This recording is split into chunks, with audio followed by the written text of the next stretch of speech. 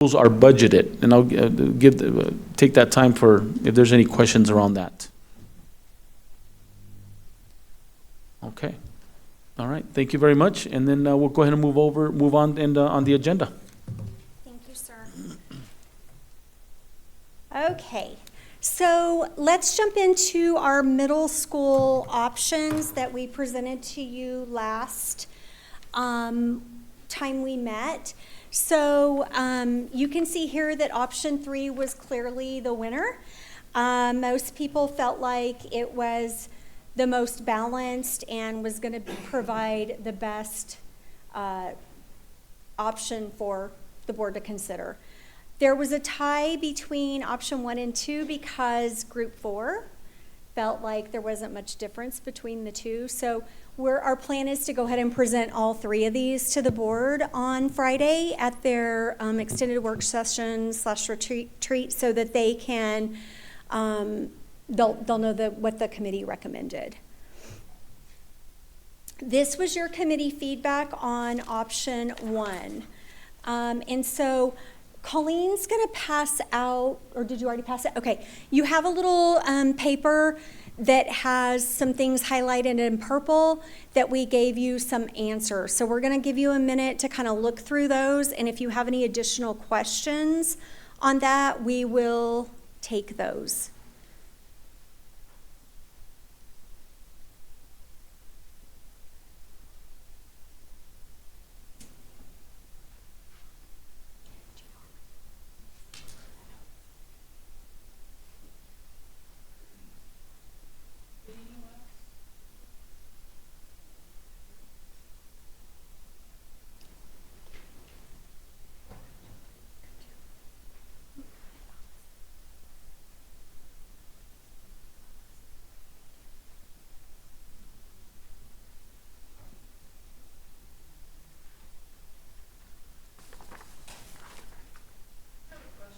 Yes.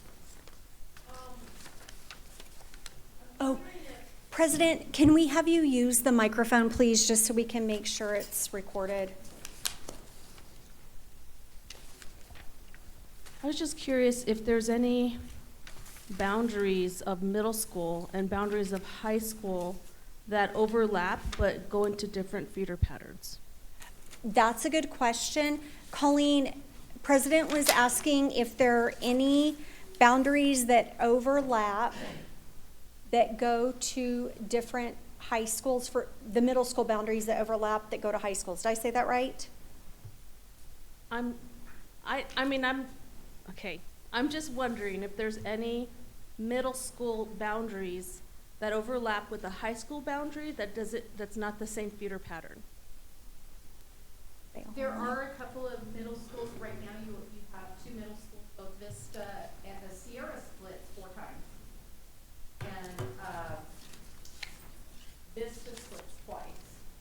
And we are still going to have, just because of the sheer number, you're going from 25 elementary schools to 8 middle schools to 4 high schools. So there is a couple that are going to overlap. There's no way around it. For example, we're part of the Vista under the option 3 and stuff like that. There is going to be a portion of those students that go to Organ Mountain. Majority of them, 85 to 90% actually will go to Mayfield. And that's because it crosses over the freeway, but I don't have enough capacity at the one school because I'm limited also by capacities. Sierra is not split 4 ways anymore. I think it's only split, it's not even split at all. It's almost all, it's between a little bit of Centennial and a majority of Las Cruces High School. So instead of being split 4 ways, it's only 2. Okay. So it's already happening. It's already happening. I have elementary schools that split. Yeah. And so again, as they feed in, what we've done is we like under option 3 and on the middle school, by moving that top part of Central Elementary and combining it together to go to Zia, then we eliminated one of those splits. So anywhere we've been able to eliminate splits, we've been trying to, and not create any more than what's already there and try to come up with less. All right, thank you. Any other questions? Option 2, this was the feedback. Just some nice comments about how people felt with it. And then option 3, again, the items in purple were more like questions and not just comments. So the answers to those are on that purple sheet. A couple of them were redundant. They had also been said in one of the other options. So again, any other questions on that? No? Oh, yes. Go ahead. Oh, you're just being my microphone person. Yes. Thank you, Ed. Appreciate that. Oh, maybe we should do that. Wendy already is wearing 2 hats tonight. She was sign-in and charcuterie boss. All right. So moving on to policy, I do want to mention that this page here is our strengths that we identified from each committee. So those should look familiar to you. They were in the presentation that I sent you on Monday. And then next, we have the challenges. And what I did is I color-coded them by similarity. So everything on the right-hand side in purple really has to do with transfers. All the comments in orange have to do with attendance and transportation because some people made the connection that people aren't attending sometimes because it's a transportation issue. And then our green comments were about our special education program, and the ones in black ink just were different random comments that are important that we're listening to, but they didn't fall in any of those other categories.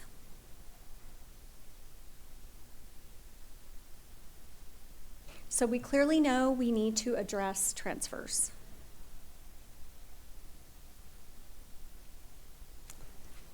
Any questions on that? Okay.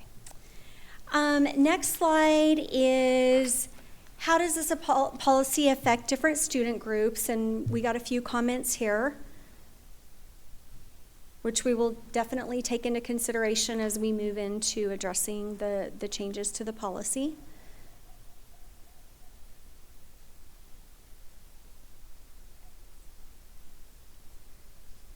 And then finally, our recommendations for the parameters for students for next school year, what we're going to do for the 25-26 school year to put this reset into place.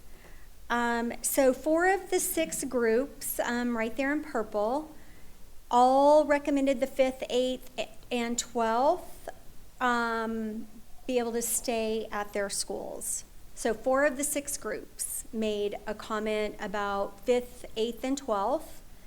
2 of the 4 groups recommended adding 11th grade, and it was also recommended by 3 of the 6 groups that siblings should be allowed to stay as well.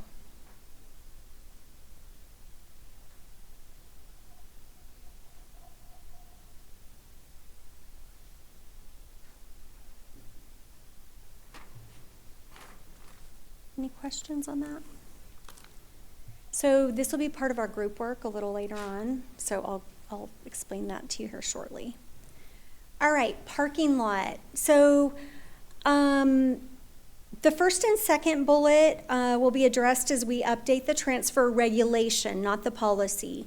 And just so you all understand how LCPS, our district, works with policies and regulations, the board sets policy, and at the district level, we set the regulation. And so we have a process that we go through when we're making changes to our regulation. We do share it with the board, and we get feedback. And because, again, as I mentioned in the beginning, at our level, we are aware of a lot of the subtle intricacies that are really important to making the district run efficiently and effectively. And so a lot of the things, like I said, that have come up will fit into the regulation. Somebody had mentioned changing the term homeless to McKinney-Vento. Again, this is regulation that language that we have in the regulation, so we can definitely look at addressing that. And then somebody had asked about moving the transfer window earlier. Our goal is to have all transfers finished by mid-February because that's when we have our next steps planning. And so in talking with Dr. Wendy, we feel like we can do this within a 2-week time frame. If we decide it needs to be moved earlier, we will definitely look at that. We have a couple months to figure that all out. So that was a good suggestion, but we'll definitely take into consideration. And then we agree that there needs to be follow-up with the campus if a student is having safety concerns and requesting a transfer, and that we make sure that really certain steps have taken place to remedy the issue first before just automatically granting a transfer. So that was all really, really great feedback, so thank you on that.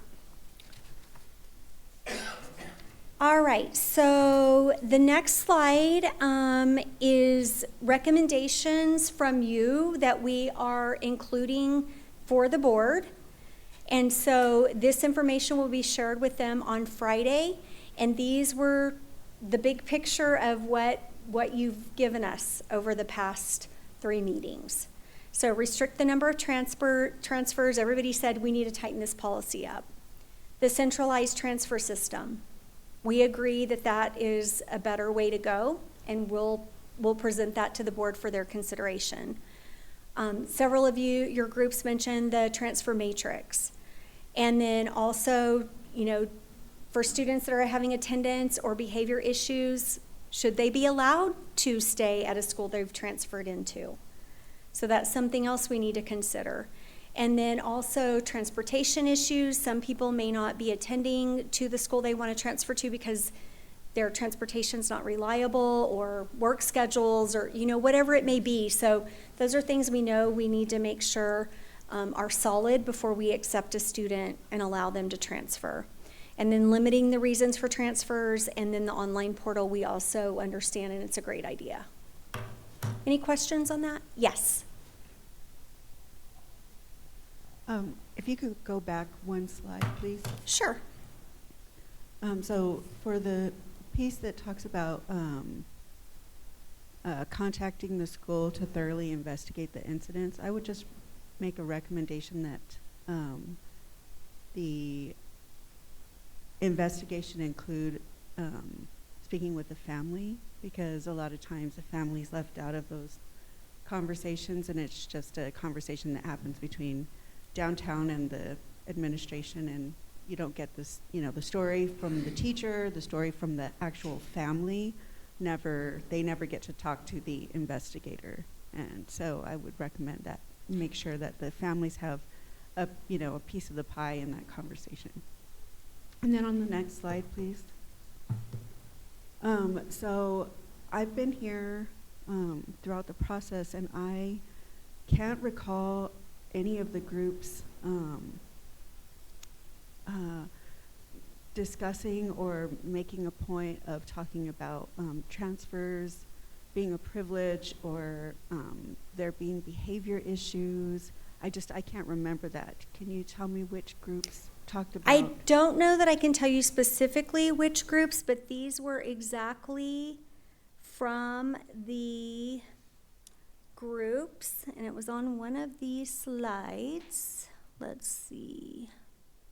There was something about behavior. And if you all remember that it was in your group that said it, please chime in. Because somebody said something about transfers are a privilege. Does anybody remember which group said that? I never heard anybody present that.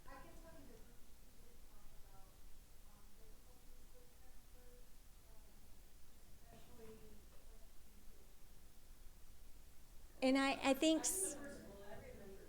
oh yeah, add language regarding attendance, yeah, or behavior to reverse transfer acceptance. So we did talk about truancy.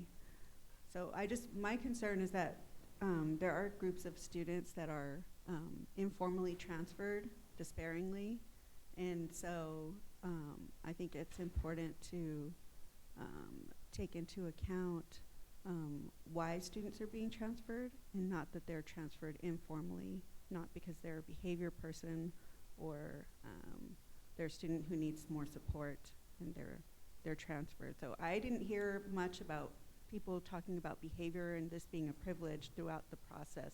So it kind of just seems like, where did that come from? Does that make sense? Yes, and it's on here because there were a couple of groups that mentioned that. Siblings, tight siblings.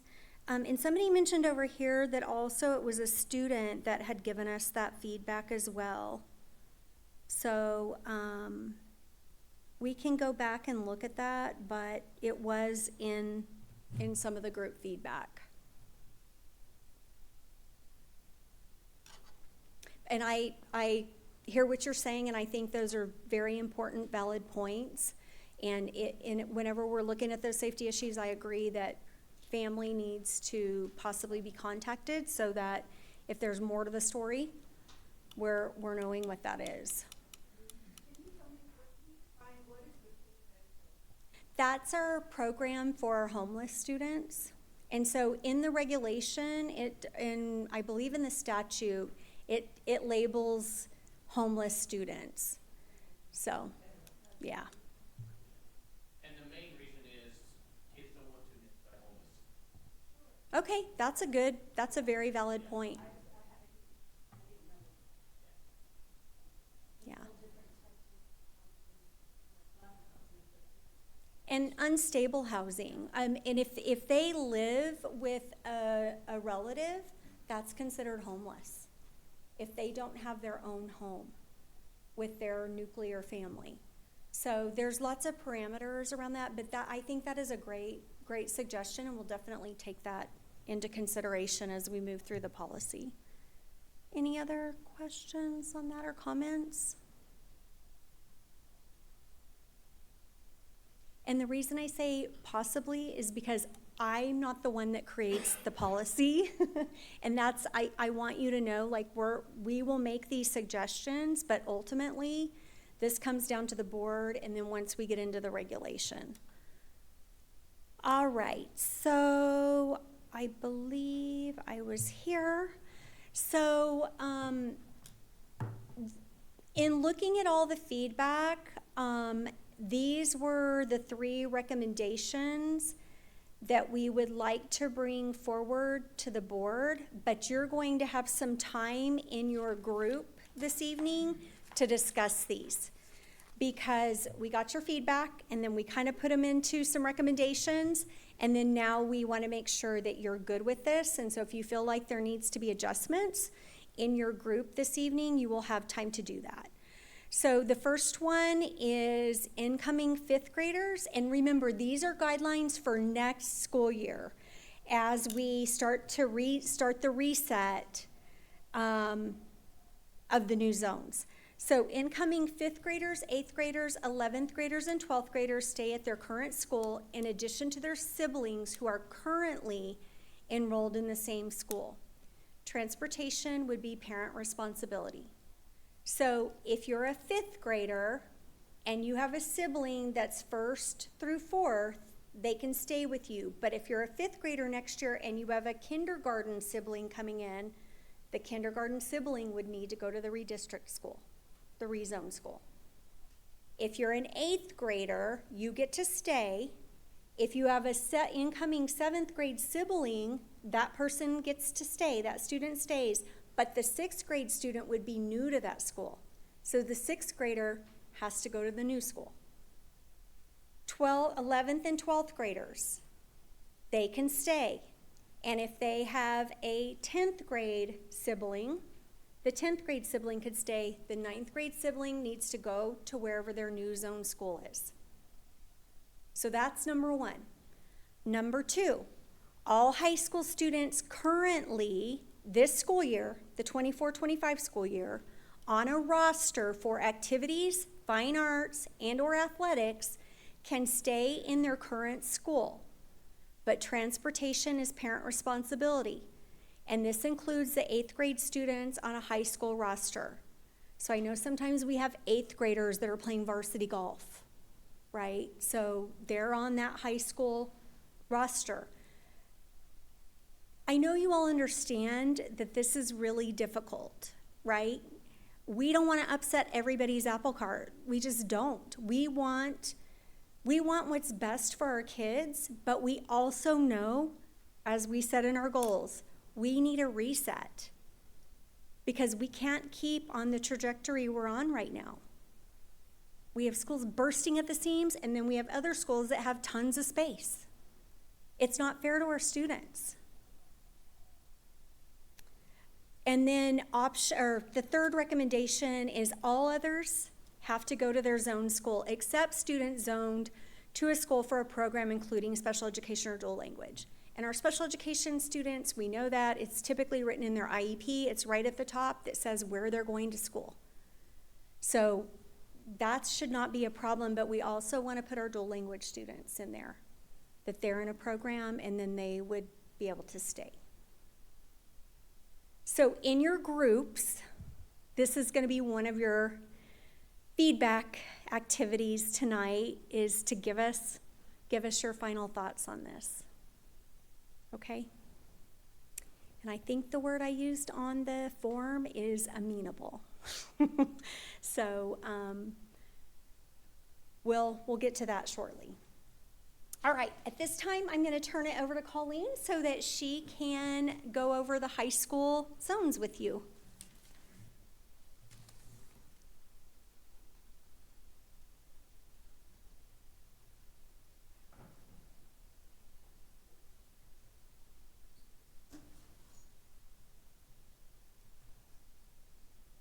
All right.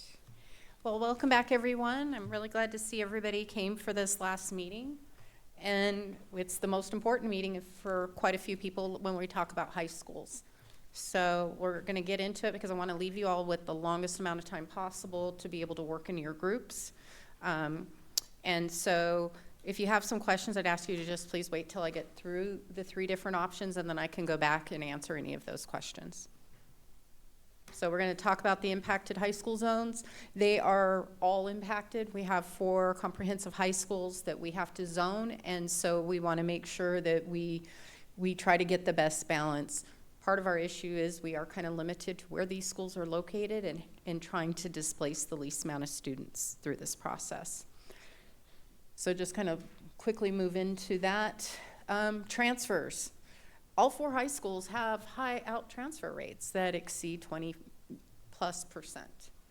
And we do take into account the fact that the district does have the early college high school that is a school of choice, as well as Rio Grande Prep Institute that is also a school of choice. So we can take that out of the mix, and our transfers then drop down to about 16.1 to 21.2%. So we have a lot of outflow from each zone. But then we have 2 schools that have very high in-transfer rates, and that is both Centennial and Las Cruces High School. So in this chart, for example, the Organ Mountain Zone, they send 308 students to Centennial. And then they send 96 to Las Cruces High, 53 to Mayfield. 1,980 live in the zone, go to school there. They also send 249 to the early college and 15 to Rio Grande Prep. Currently, and I'm going to pick on the Organ Mountain one, is I have 2,701 students that live in that attendance zone, and I don't have capacity if every child in that zone, their parents wanted them to go to school there. There is no way that high school specifically, physically can contain all of those students in one shot. It's just not big enough. And so that is where the one area that I'm having to try to pull kids and rearrange the attendance zones to try to redistribute some of those students over to those other high schools. And right now there is a capacity at Organ Mountain for 2,180 students. And at the last enrollment that we had specifically for working on this, we had 2,150. So just kind of keeping that in mind. And then I can look at Mayfield. Currently, I have 1,421 students that live in that zone. but then I have 95 that leave and go to Arrowhead. I have 10 that go to Rio Grande Prep, but then I have 109 that leave and go to Las Cruces High School. And that decimates the enrollment of that school. Parents have put in for transfers. And so the reasonings why some of those have embedded for several years. So I don't know exactly why. I have suspicions why, but that's for reasons why it's a family decision. So in and out transfer rates for high schools should be kind of a national average there, about 15%. We exceed that, preferably in the 10 to 12% range, and really that has to go back to in dealing with athletics. You want the kids that are zoned for that school playing athletics for the school that they're zoned for and not having to worry about NMAA. You know, that is kind of where we want to go with that. So just kind of looking at the student distribution overall, you can definitely see here the concentration of students in all along for the Organ Mountain area. Again, this just kind of shows the capacities with each school's number of students that live in the zone. So Las Cruces High School has 1611. Students that live in the zone, they do have capacity for 2,128 students. Mayfield has the 1421 again, and there's 1860 is the capacity of that school right now, because portables have been removed from the campus and stuff, and that's kind of reduced that down some. And again, looking at Organ Mountain at 2701. So we know we have a problem, and the problem is right here, and it's like, how do you get those students there into some of the other schools, and that's quite challenging. So again, we came back and we took a look at the demographics. In 3 out of the 4 schools of the high schools, the socioeconomic disadvantage actually increases with all the amount of transfers at 3 schools, compared to if everybody was reset and went to their home school. And so again, that's where somehow within the transfer process, which has been probably decades in the making, and has finally come back around to where you can actually start to see where this is. And this is very similar to when we evaluated this a few years ago with the elementary zones. We've got option 1, 2, and 3. They do make improvements. Option 1 just slightly above, but as long as we stay within a 0.1% or 0.2%, that's a very small number of students. And over time, some of these areas, some of the attendance zones in the high schools are morphing and changing and having new housing developments in, which will help adjust some of those socioeconomic conditions, because they already do in several schools. And so again, this is where they are currently going to school. This is if they're reset and at their home school, and then each one of the options, just like we looked at for the elementary and middle school.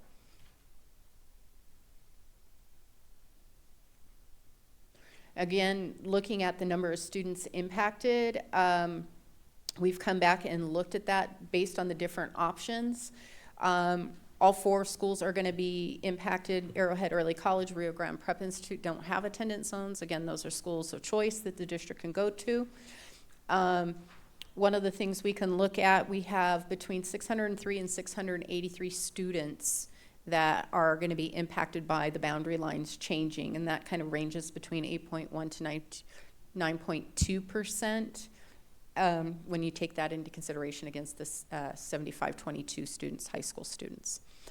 I do want to add that when I take these into consideration with elementary, middle school, and then these high school changes, if I go with the high number on the 683, there's 1,456 students between all 3 school types that are impacted by the actual zones changing, which is only 6.4% of the entire district, and really comes back into trying to displace the least amount of number of students possible in terms of the rezoning. So just taking a look at the overall boundaries, one of the things you can see here, there was an area here that was part of Mayfield at one day time that kind of moved over to Centennial. There's a portion here on the west side of the highway that is part of Centennial as well. And you can see kind of how big Organ Mountain is. So that's why we have such a high student concentration. So looking at option one of the things I'm going to kind of go through here, and then I'll go into the zoomed, we do make some changes. We help restore students to Mayfield, but we're trying to be really cautious of not pulling down Las Cruces High School in that same manner, because we can trigger what happened to Mayfield to happen to Las Cruces High, and we're trying hard to balance that. We're able in this particular option to bring down the number of students that are residing in Organ Mountain. And one of the things I've done in each one of these options, when you go to your table, you're going to notice this changes for every option, the number of students that actually attend the early college high school or Rio Grande Prep. So when we take those off the table, where 2,098 is Organ Mountain, if I take 191 of those that are leaving roughly 200 students, we're down to 1898. So we're within the capacity of that school, and class sizes can kind of come down and be a little bit more evened out throughout. So looking at that zoomed area, part of this one restores the Elks neighborhood area here back to Mayfield. We also extend over onto the other side of the area and pick up pretty much the Columbia attendance zone to pull those students over. And we're able to come out with 1,906 students that live in that attendance zone. And then when we look at Organ Mountain, as I mentioned, at 2,098, again, when we take into consideration those students that leave and go to their school of choice, we are within capacity of that school. And then just kind of looking at how that changes with the student distribution, you can kind of see the heavy concentration areas as part of this. And then on the south end, with Las Cruces High School and Centennial, one of the things that we're really working hard on is pushing the boundary of Centennial up into the Organ Mountain area to really work hard on trying to pull some of those heavy student concentrated areas back down and putting them into a school that has capacity, because Centennial High School has capacity for almost 2,300 students.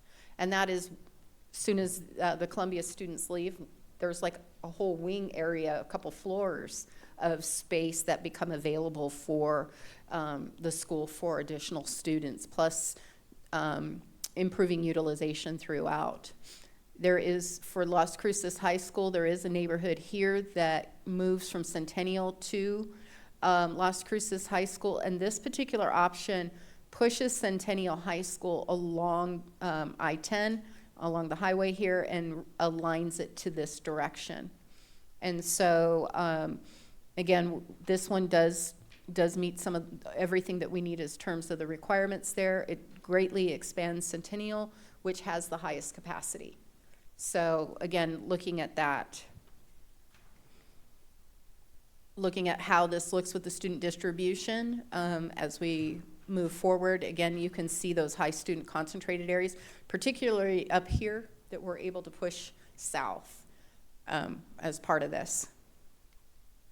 Looking at option 2 overall, this is quite a bit different.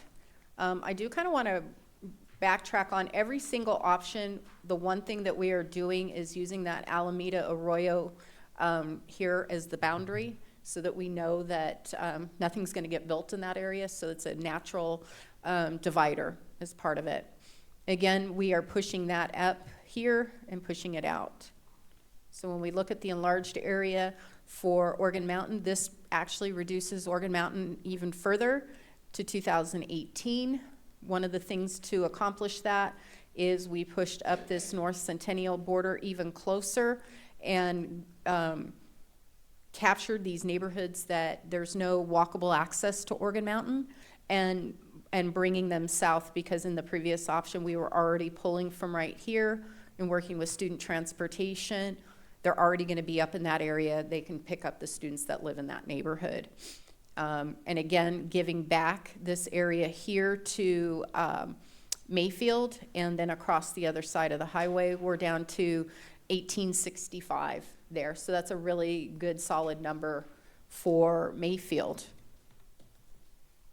just kind of look again where that student concentration is, and you can see where I'm talking about pushing up just a little bit further. We have some students there that we can grasp that have no ability to even walk to that school, even though they're closer. Being able to come down Sonoma Ranch would be helpful to be able to get directly to Centennial High School. And our feedback from the student transportation has been that the time on a bus or trying to get there that direction is going to be very similar to even going closer, because that bus has to start a route at that end and pick up all the other students. So the amount of time somebody would sit on that bus would be the same. Then looking at the south end, Centennial comes in at 1929. And Las Cruces High School, with this change, they will take this little triangular area. They will keep everything on the east side of the highway, and they are at 1651. And kind of, again, here's where that student concentration is. And again, here's the highway, so we know all the students over in here as well. They would still continue to go to Las Cruces High. And then looking at option 3, this one actually is the one option that balances everything very closely. Again, we know we're at 2018 with Organ Mountain, but then 1825 for Las Cruces High School, 1772 for Las Cruces High School. I apologize for that. Mayfield's at 1825, and then Centennial, I forgot to put my little arrow there, is at 1808. So when you kind of look at those all three into comparison down here, we're all very close. This is the only outlier, but it has to do with some of the student concentration. We did look at trying to push the boundary, and I'll show you here, onto the north side with Centennial, but one of the issues is I have a very large number of students in here, and if I move Mayfield over to them, there's no capacity trying to put them into Centennial. One of the concerns is we've already seen a school that is right up in here, have all their kids go down to Centennial, and we've seen what that has done to the enrollment of Columbia. And so taking that into consideration, anything north of Baton, we don't want to, if we don't have to at this time, we don't want to move those kids. There's 250 in this one area in order to keep a neighborhood together. And it just was too much to push that. So just to kind of head that off ahead of time, just to know that we did look at this. And again, with that student concentration, so you can see what I'm talking about here. It's very dense within that area. And just to reiterate, again, when you're in your groups, these are the original boundaries so that you can kind of see how those overlay and play on the new ones. And then looking to the south, again, 1772, this really boosts Las Cruces High School up pretty well.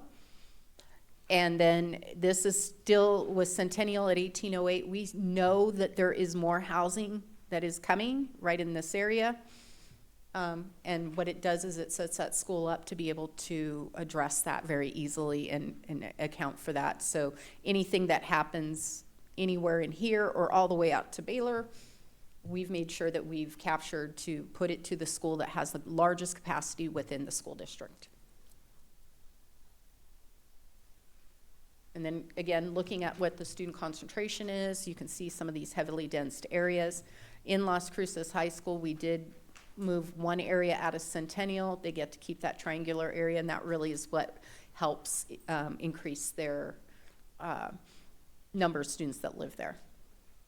So I'm going to kind of review the group activity, and then I'm going to give it back over to Shirley because she's got some very specific instructions for y'all.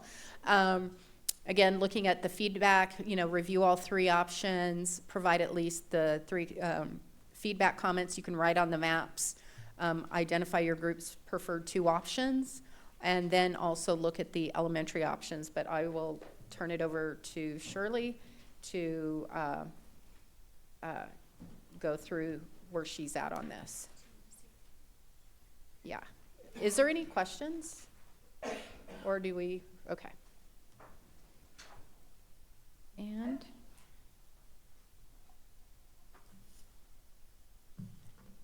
In your packets at your table, there's some high school zones, but then you guys all that took a copy have those as well. So, as Colleen said, we want you to rank your options 1 and 2, or just 1, 2, and 3. That would be great. And then provide your feedback on a sticky note. So just put your group number at the top and then rank them first, second, third choice.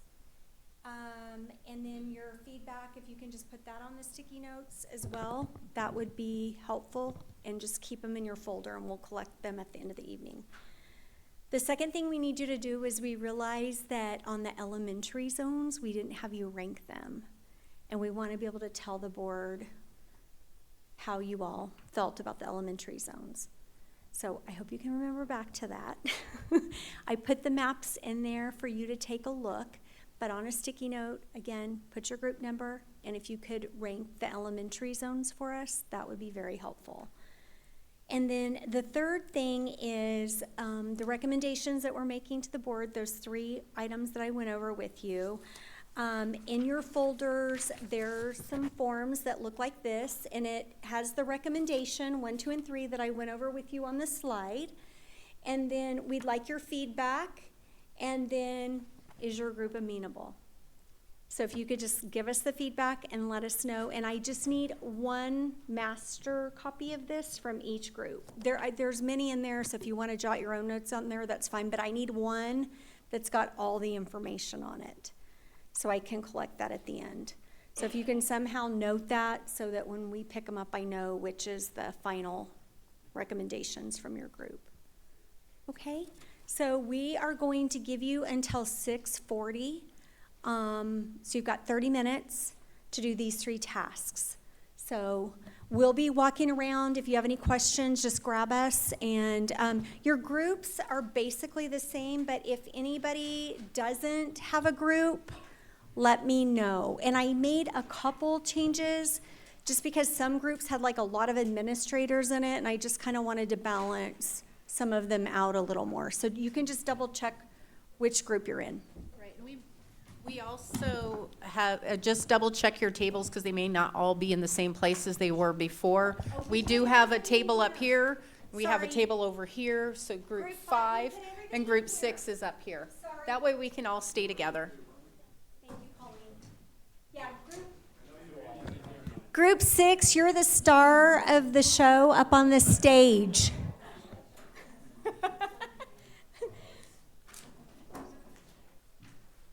That way we thought it's easier for you guys to know when we're calling you back and all those things. Be careful of the stairs.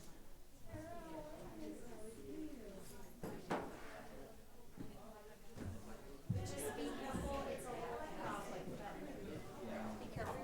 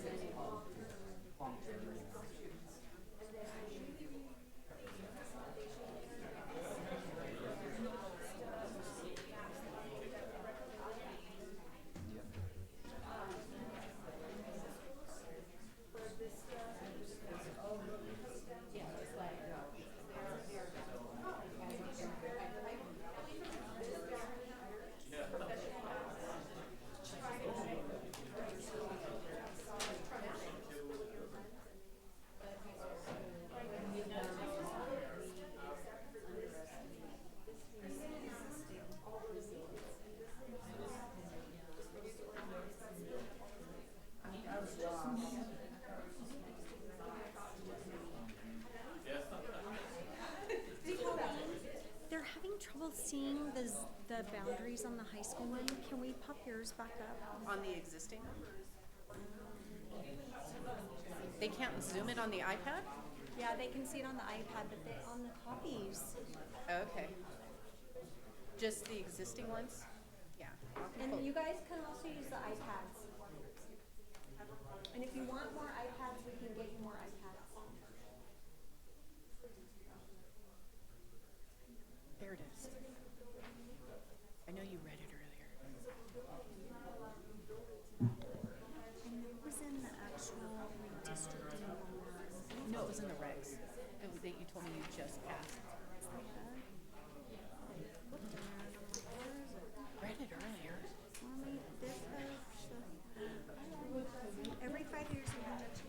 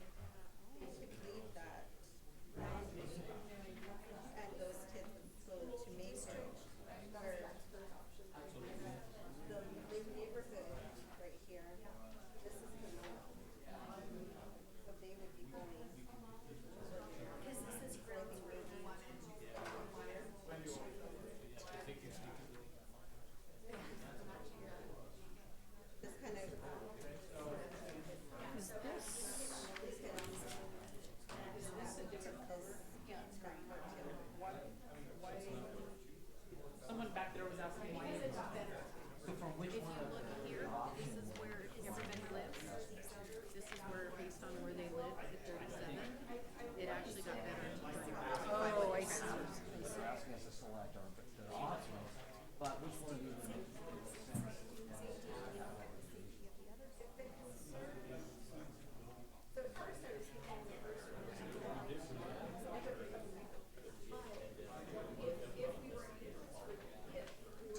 Actually, this boundary here, then that little triangle switches to like option 2 and 3. You see some switching? Actually,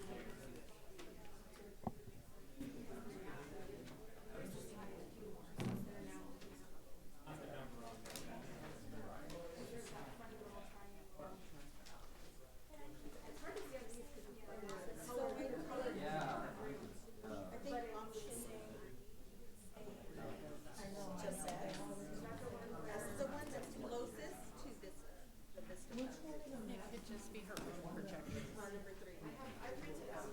Number three, What she's heard and what she's seen. that one, she's saying that it's down, except for the fact that Oregon has. When did it happen? Doesn't really. Two, I don't know. One increases. And that's horrible. We were doing. Something bad. Yeah, exactly.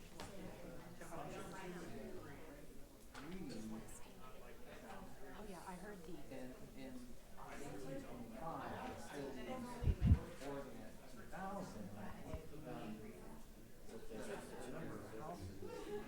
That's the other thing, is we don't have the projections of the growth. We are going to be reducing. The projection is the numbers are going to decrease, just because of the raise that are lined up. Lower number.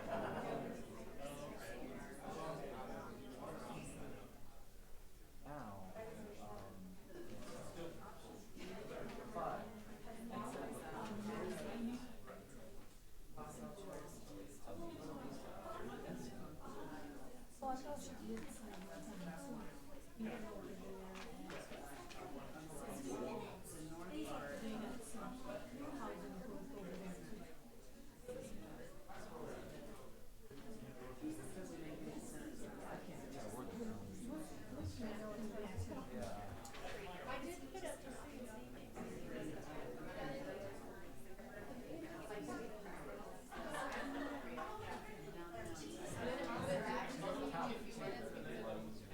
but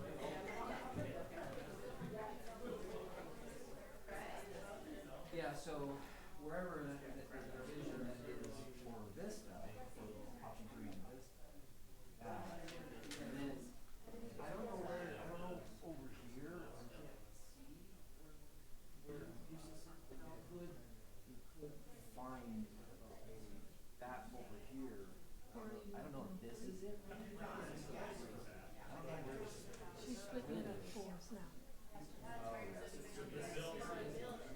So I did get a request to put up option 3 in color right at the moment. I'll leave it up here for about 5 minutes, and I'll move it to like option 1 and then option 2 for about 5 minutes each so you can see it.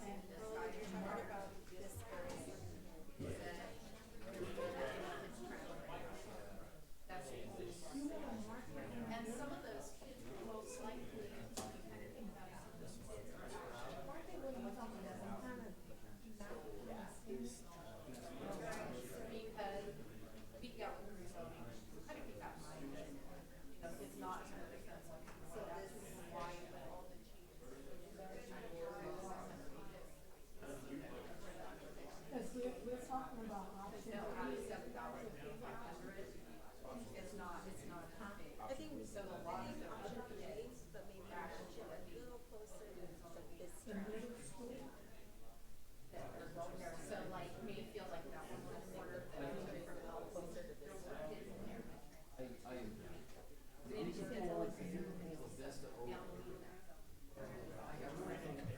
So that's kind of what a lot of this shapes out, that's why they don't. Is because some of those kids are actually. So the boundaries, so we can overlay them and compare the difference between each one. It put me way over.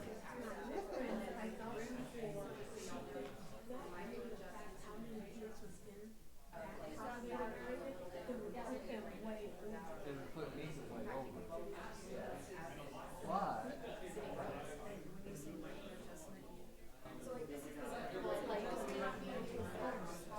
And then maybe two. So like, let's say 2 years. No, more of, let's say, this one was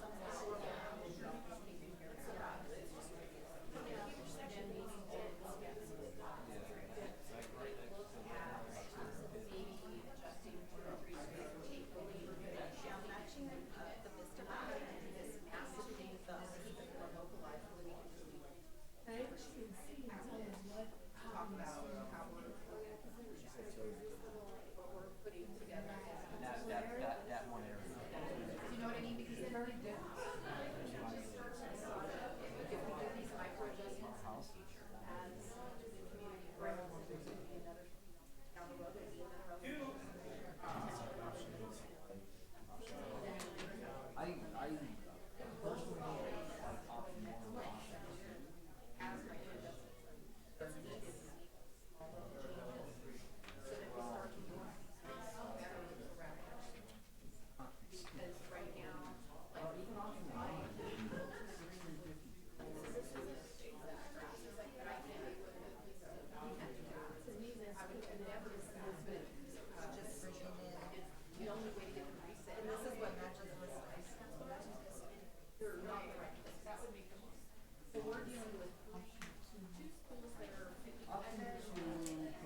one school that takes and this is high, but reduces the proximity, increases they're not well. 1 and 2 both. And so we're measuring by, and, right, and if you look at the same. Oh, I'm sorry.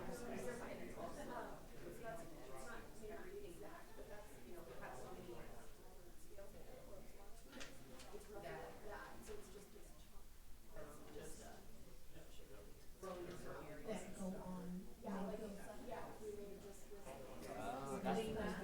On option 3.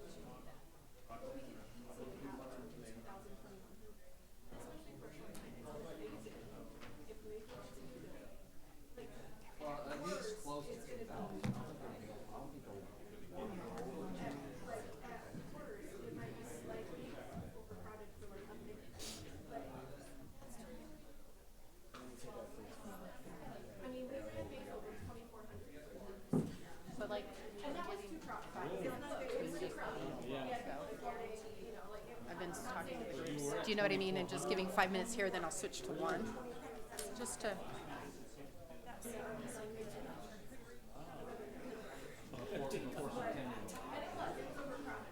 Yeah, yeah, but.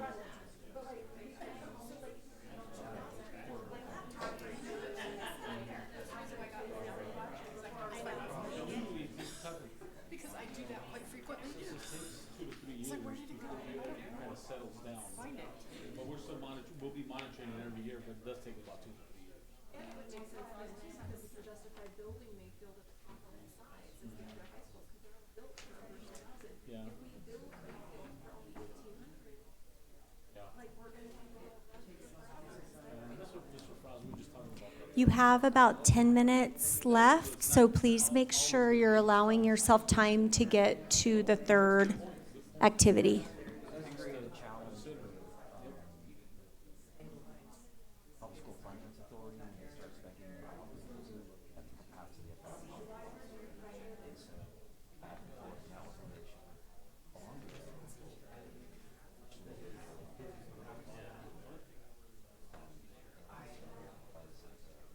That were area a lot of some of that elementary boundary that we're working with.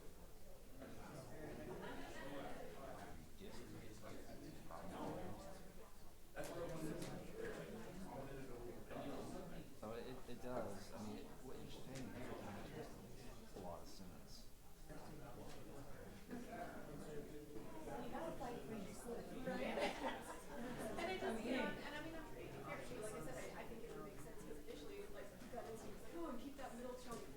But no, it does, it makes sense to then drop that middle triangle to cruises, because then they're gonna need the numbers. And that makes sense. But that one, that's the difference between like option 1 and option 3, that little, like just under Solana.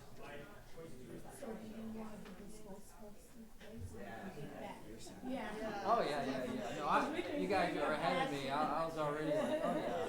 All right, Karen, you're the spokesperson. Get your map and your drawings and make your bullet points. Option 2 is our number 2.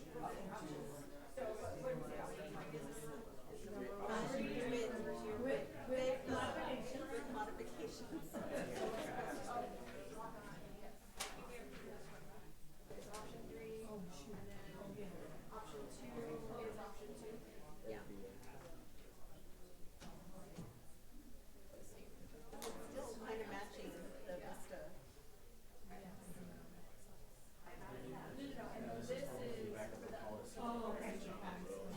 Yeah, and there is a way somewhere in there, in those areas that you're talking about, there is a way to, in the center of town, to split it. Care from other schools. Center of town.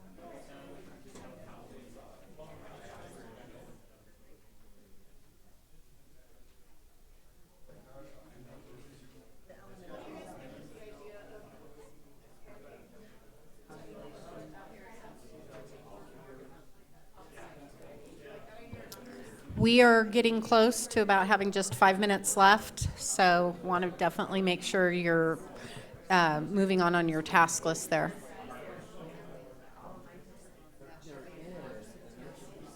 And so maybe not all, maybe not up like down here too far, but maybe see how Oregon's coming around the back where it does go out farther, cut off Oregon somewhere.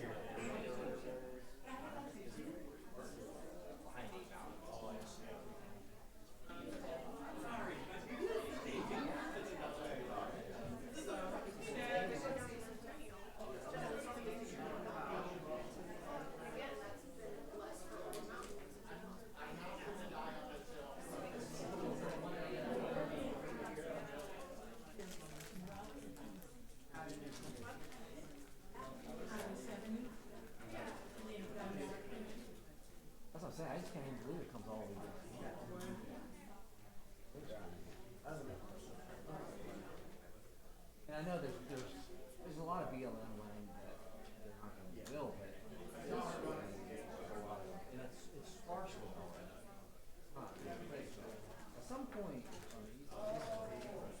tap out, gotta wait.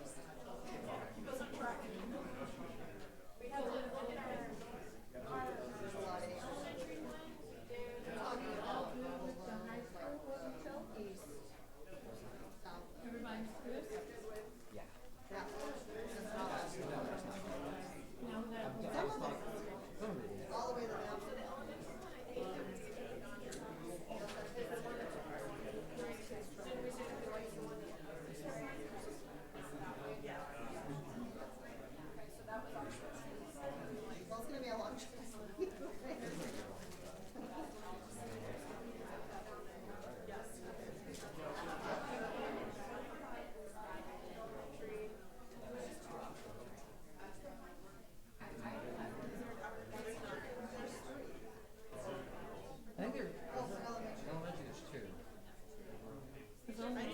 I didn't see one in here for elementary. It's at middle school.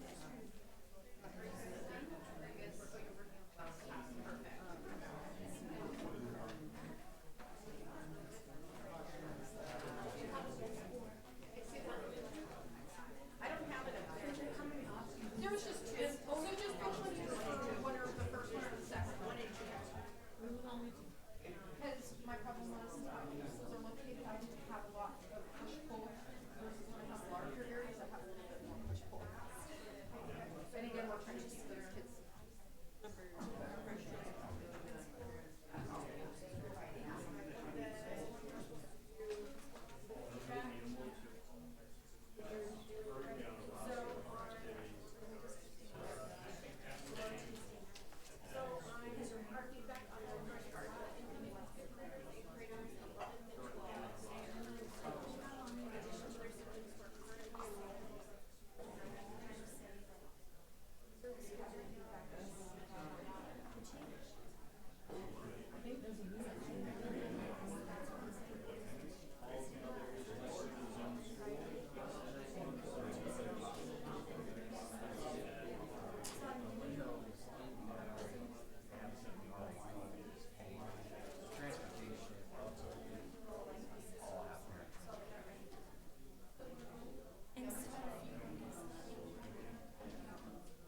The other thing too is on some of that.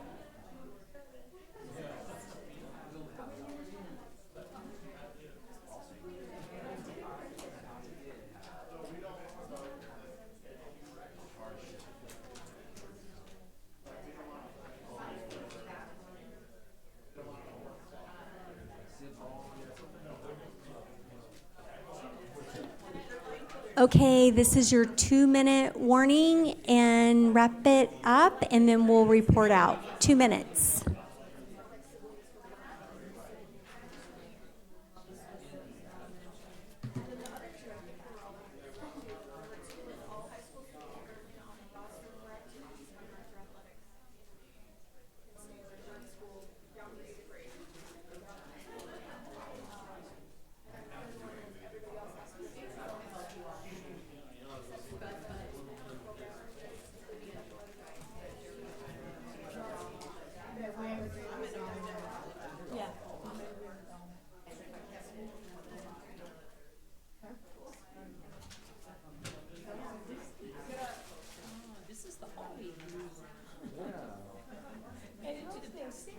They really want us to join the group. They wanted us to think like we were, so we're on the back. They wanted you in the room to keep an eye on you. Not too close. Not too close? Yeah,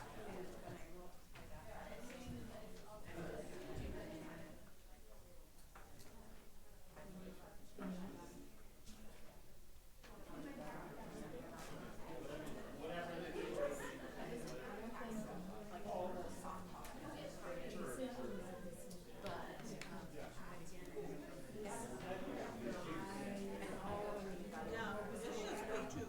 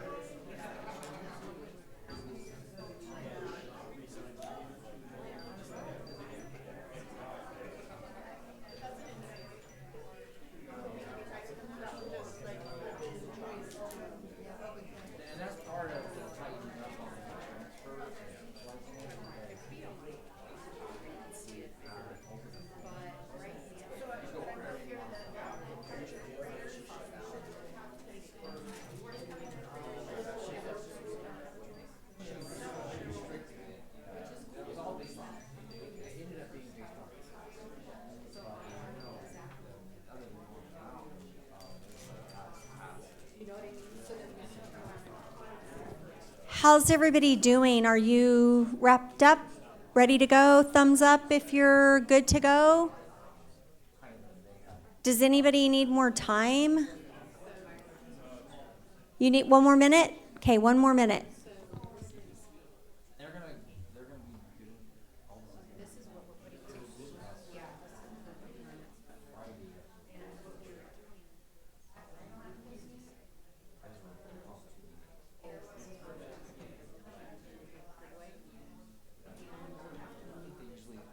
I think they usually hold in the competitions.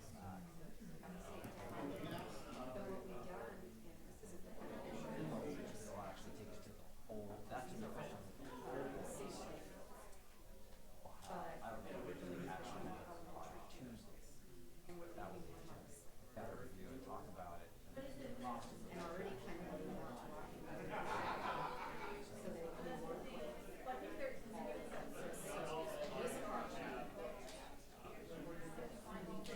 Probably till December.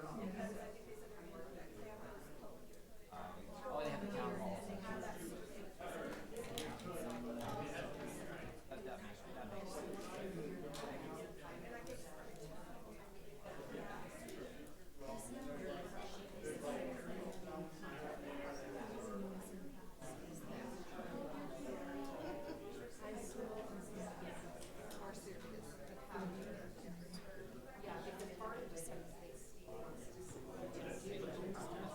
Okay, everybody. We are going to have you, if I could have your attention. Thank you. We're going to have each group just report out real quickly, mainly on the high school zone feedback and your ranking on the high school zones. On the recommendations to the board, you should have captured your notes on your sheet, so we'll just collect that and compile that data. And then on the elementary zones, just, again, write your group name at the top of your Post-it and the order of your choices. First choice is zone 1, second choice is zone 2, whatever it is, okay? So those 3 items. So which group would like to report out first on high school zones? All right, go for it. But you know what? You need the microphone. We'll bring it to you. She can come up. Come on up.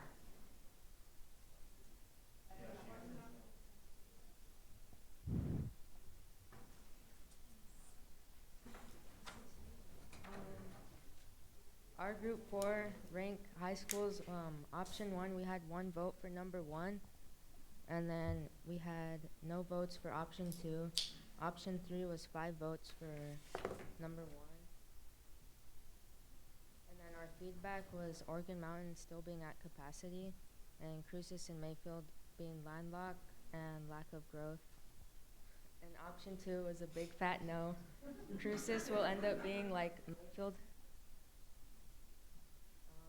We like option 3 the best, but Organ Mountain is already at capacity, and like the Settlers Pass neighborhood added to Mayfield. And Organ Mountain doesn't have a bus stop. A city bus stop. Okay, great, thank you. So are yours ranked, your first choice is zone whatever, second choice? Okay, just correct it, and you're gonna leave that in your folder, okay? Thank you. Thank you, awesome. Thank you, group 4. We appreciate that. Okay, who wants to go next? Group 6? No, not yet. No? Yes? Since you're on the stage already. Okay, so for ours, we liked option 3 as far as it trying to balance the numbers, with a huge caveat of we think it's really still a problem to have the Organ Mountain numbers so high, because they have got to have room to grow. We just know that that's where the growth is. They have to have that room. And so one of the ways that could solve that is matching the northeastern border with of Mayfield with the Vista Middle School border, because it comes down just a little bit further and goes out just a little bit further into some really densely populated neighborhoods. And that also will keep the kids at Vista as a true feeder to Mayfield, where that little swath of kids doesn't get, like, because right now there's just like 2 neighborhoods or 3 neighborhoods that get sent to Organ Mountain, and everybody else from Vista will go to Mayfield, and that doesn't seem, they'll all have grown up together and then get split up for high school. And it would help take a chunk of kids from Organ Mountain, which they need fewer, and Mayfield could definitely work with those numbers. I know that you're saying we're at capacity, but we were over capacity, but we've run Mayfield with 2,400 students in the past. So I mean, like, you can find ways to, especially for a temporary thing, it'll take time to phase it in. Mayfield's supposed to get a new building. I think it's definitely doable to do that. Something else, if you wanted to look at also Organ Mountain getting a little bit more wiggle room, is the outside areas, like past, like way out, like Oregon type, the part in that upper corner, sending that to Centennial instead of Organ Mountain would give it wouldn't affect a ton of kids, but it would also potentially in the future help with that balance a little bit too. So, and then our second choice was it was option 2 with the same information. Okay, thank you very much. Those are good points to consider. Okay, group number 5. Group number 5 selected option 3 as their first choice, option 2 as their second choice, and option 1 as their last choice, largely for the same reasons stated by group 5 or 6. Okay. Can you just jot that on there? So. I'm not, they're just reporting on the case. Who? Great. Group 1.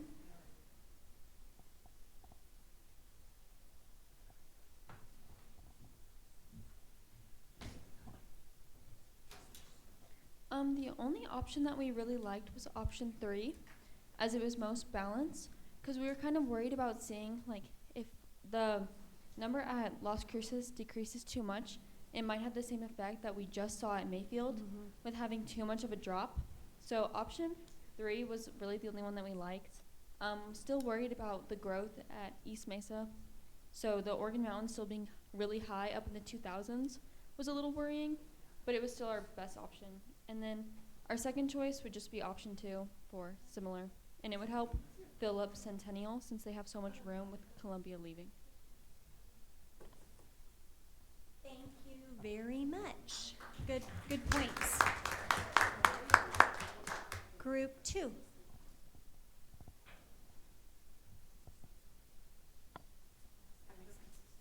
I have the mic now.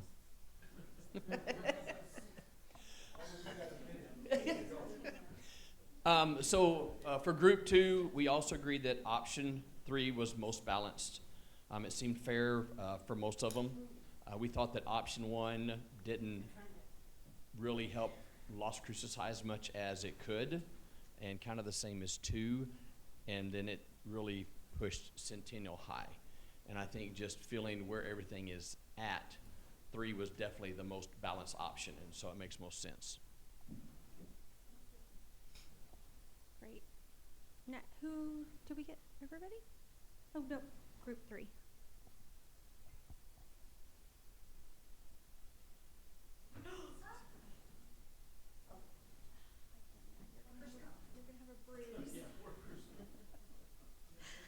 Okay, this is group 2, and our rankings were for high school. Option 3 was our first choice, just same that everyone else said. It balances the numbers, and it had less negative impact at Las Cruces High School. We picked option 1 as our second choice and option 2, but they really had pros and cons. So, but option 3 was our first choice. Okay, excellent. Do you have your pros and cons on there for us? A few? Yeah. Okay, perfect. Okay. Thank you. We got everybody, right? All the groups? Okay, thank you. So it sounded like, again, option 3 was the favored option, but still a few concerns about Organ Mountain's numbers, right?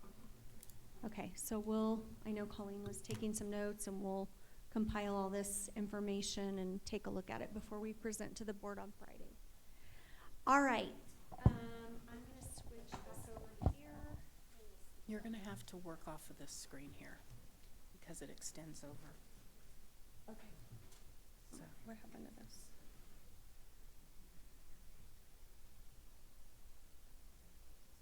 Just 1 second. Okay. You are welcome to stay at your tables if you're more comfortable, but if you'd rather be in the chairs, I don't know how comfortable you guys are. You're welcome to come back down here because the next thing we're going to do is work on the survey, and you're going to do that individually.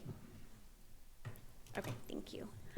All right, so we are going, I don't know if any of you have ever heard of Thought Exchange, but it is a great way to come up with survey questions. And so, how many of you ever have participated in a Thought Exchange with us? Okay, well, it's new to a lot of you, so this will be an interesting process. What we're going to do is you will be using this QR code on your phone to log in.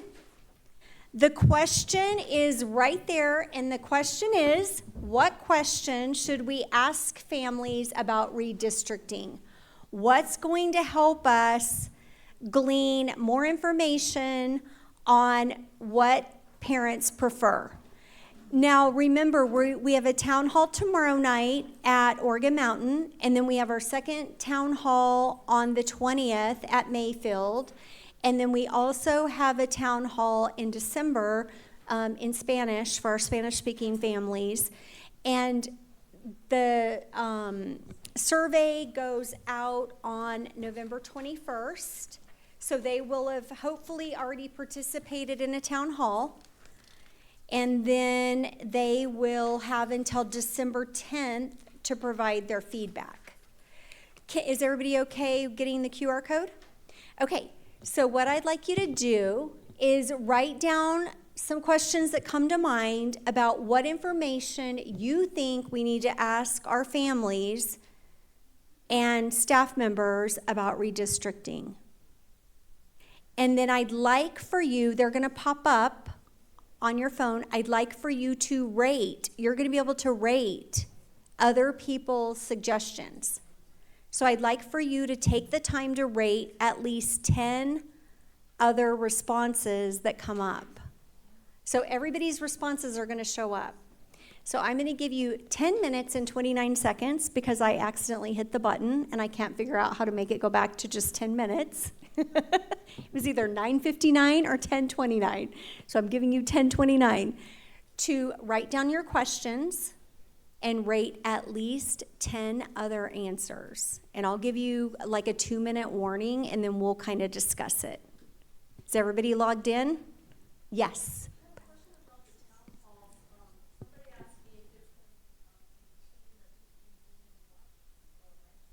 No, they are not.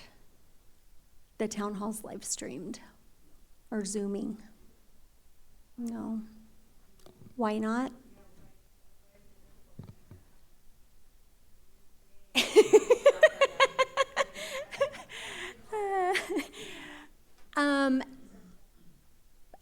It is more of a technology issue. I don't know if Ms. Jamison wants to speak to it or not. Well, these meetings are being recorded, Mm-hmm. so all the information Is here. It's on the website. Yeah. Just will you come to them? Sure. Hi, everybody. We have a lot going on right now with these meetings. We have another playoff game on Friday. I'm a tiny little department of 4 people, and so I have to have people that are able to, well, actually I have one back now working this event. We have somebody on Friday, but this work that we're doing now is there are 4 opportunities for people in the community to hear the same presentation. The one at Oregon Mountain tomorrow night, the board retreat, extended work session that is going to be on Friday, you'll get the same. That one will be live streamed, and we're going to communicate that out to families. The meeting next week at Mayfield High School will be the same presentation, and then the one for our Spanish-speaking community will be the same presentation. So if families and stakeholders can't make it to one of 4 opportunities, I don't. And it's actually 5, Kelly, because we have a board meeting November 19th at 6 p.m. that will be live streamed as well. Yes. So they can tune in because Colleen will be doing a whole recap of elementary, middle, and high school zones for the community. And all of those events, like the board meeting and the extended work session will be live streamed, recorded, and available online. So it's the same information, 5 different times. And 3 of those will be recorded and available to the public.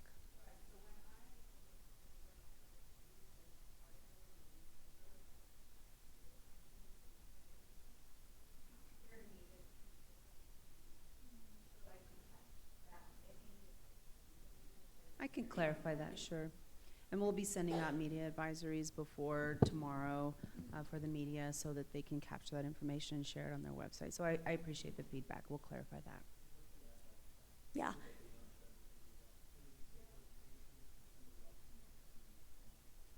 Yeah, and Friday, the nice thing about Friday's board extended work session / retreat and Tuesday night is that's all elementary, middle, and high school all in one presentation. So yeah, and same with the town halls. It's basically the same presentation. It's just that at the town halls, participants will have the opportunity to give us some feedback on each elementary, middle, and high school zones. So thank you for that feedback.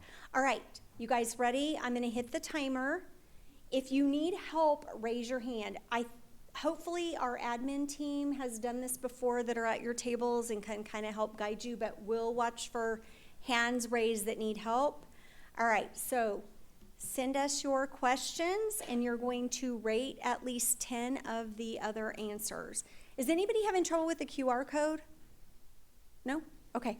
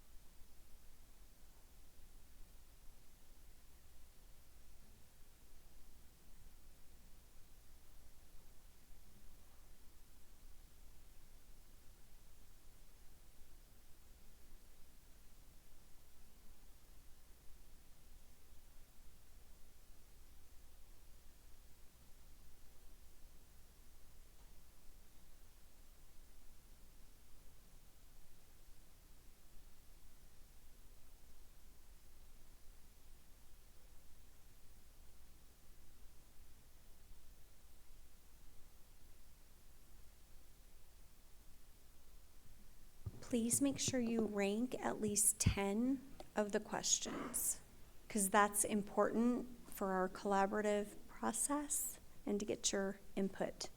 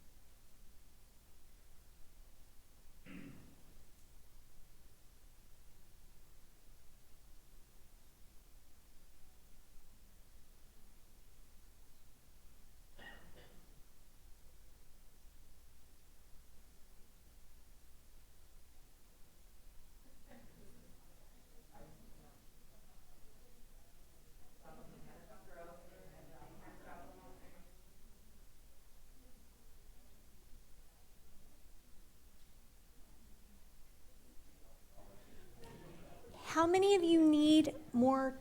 Oops, I just stepped on this cord.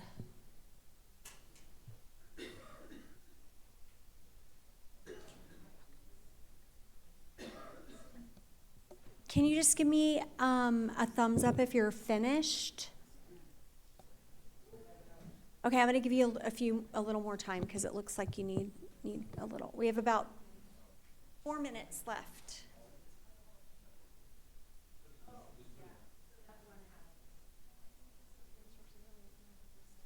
Put it in your folder, please. Thank you. And we'll pick up all the maps and all of it together. Thank you.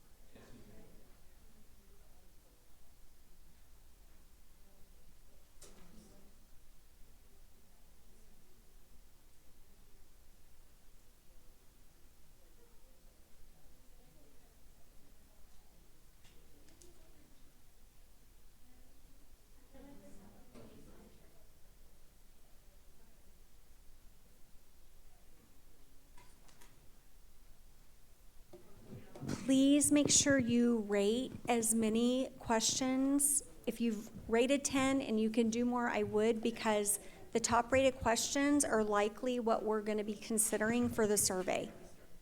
So we have about 2 minutes left.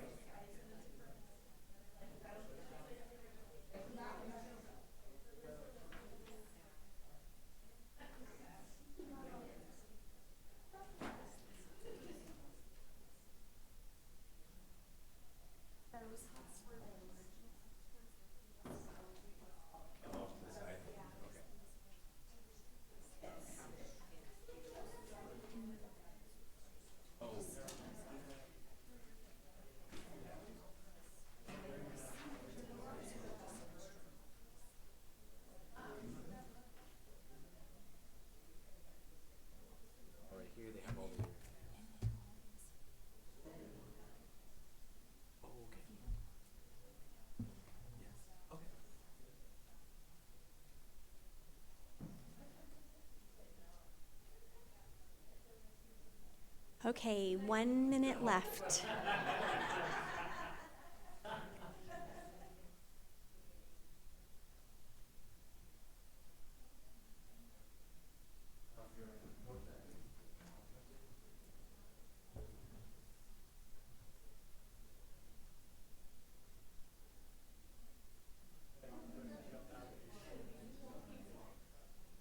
Yes. If you have maps, if you'll just raise your hand, we'll grab them from you real quickly. We do need to collect all of them because we'll be using them in the town halls.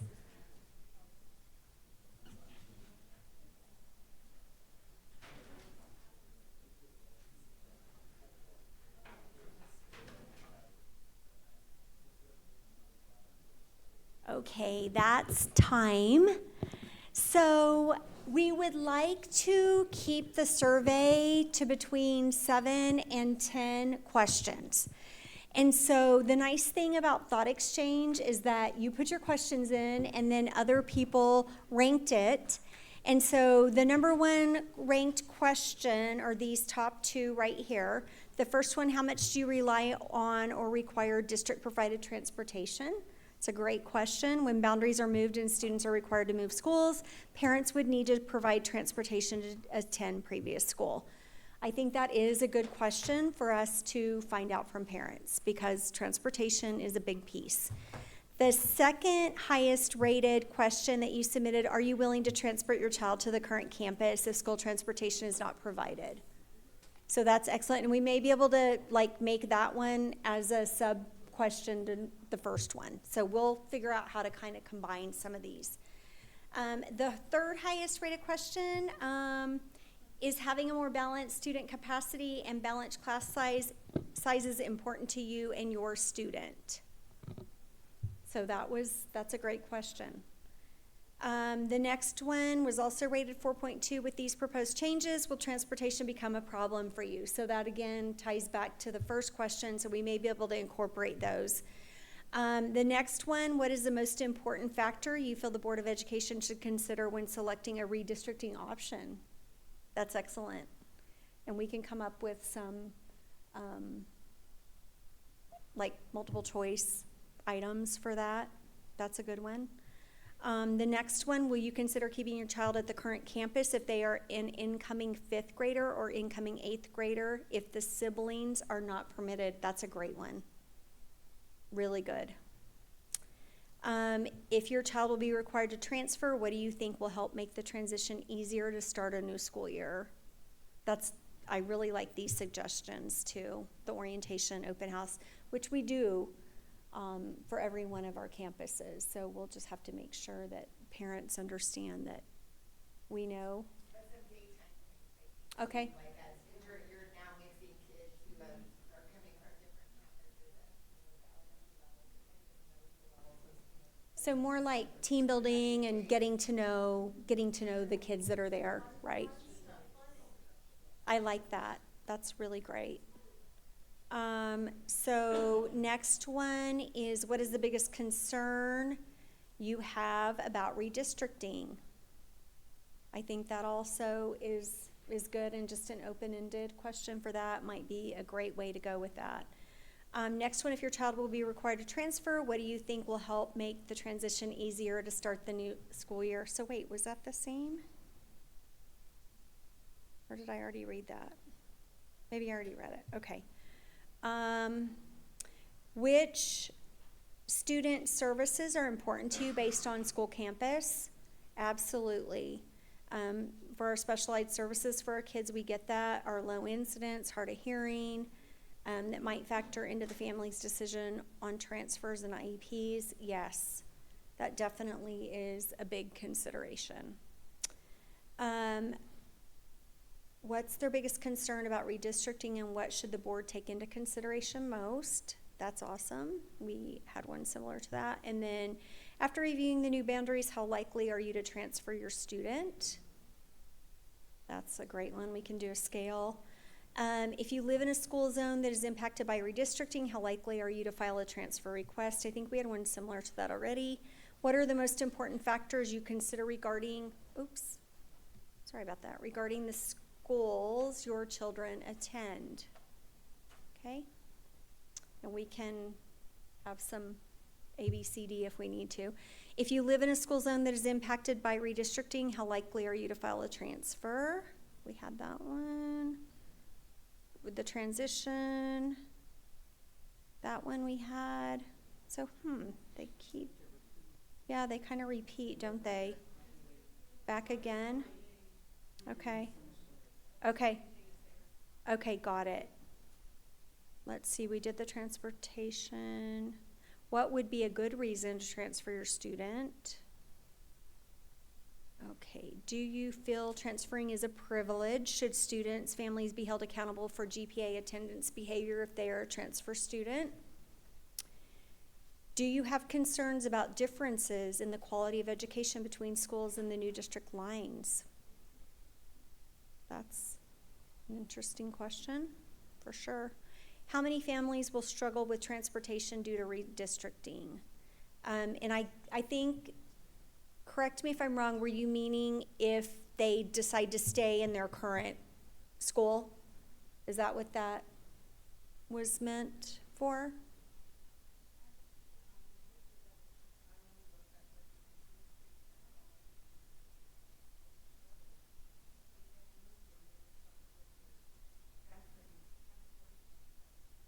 So that would be for our students that are staying, that have made the decision to stay. Is that right? Because otherwise they have district transportation provided for them. So this is only for our kids that decide to stay in the school where they currently are, if they were allowed, the 5th, 8th, 11, 12, sports activities, those kids, because they have to transport themselves. So that's what I think that is referring to. How would changing schools impact your family? And I think we already covered this one. It was up above. So I wonder if some others got rated higher now. So it went back to the transportation. Okay. Let's see. If you have or are a student has transferred to a school they are not zoned to attend, why? This is a good one. Yep. Do you feel like the schools are more balanced? Do you agree with an attendance behavior policy for transfer students? What changes should be made to transfer process? What impacts are you hoping for? What is your biggest concern? How important is participation in athletics and or activities to your family? That's important. And then how is this going to affect your children's schools or resources? Yes, absolutely. Have you discussed a possible change of schools to your child or children? What exactly or if any issues would you have regarding zone changes? And then how informed are you about redistricting and would you attend meetings to give input? Okay, how the changes should be phased in. Their thoughts on the new redrawn lines for the high schools and the new capacity of Oregon Mountain. Yes. We saw that was with our options. What is important to you in redistricting? Should families have flexibility and choice? What is redistricting? Do people know this? And you're right, maybe we do need to have some kind of a little explanation about what this means. And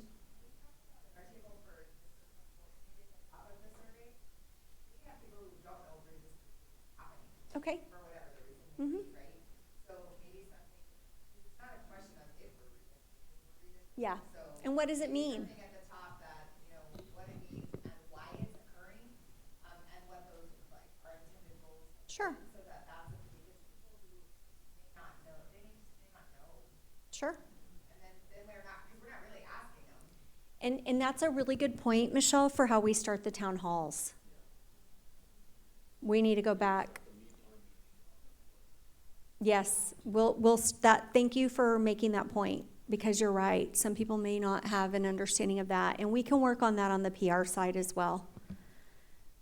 Thank you for that. And then what they view as necessary for equity between schools when it comes to transfers, and why are we doing this, which goes back to what we just talked about. So this is great feedback. We have some work to do on our side, so we'll we'll take a look at all these and see how many of them we can combine and get some ABC options, and maybe some of them are just open-ended, but we will work on that. So as I said, the survey will go out after, let me get back here to these important dates so we can do this real quick. So the survey is going out the 21st through the December 10th. And so we can have all that data for the board prior to their December 19th meeting, when they will discuss and hopefully make a decision and vote on which options they are going to go with. So here's all these dates. If any of you want to click a photo, it's in the presentation that I sent you. All these dates are there. But again, if you'd like to tune in on Friday or tune in on Tuesday, you're welcome to come in person or just join us on our YouTube channel. We'd love to have you with us as we move through the rest of this process. So thank you again for your time. I am 4 minutes past our meeting time, Ms. Ranga. I'm sorry. I was going to do my best to get you out on time today. Thank you again for your feedback. If anything comes up and you have any questions in the meantime, please don't hesitate to email me. Okay?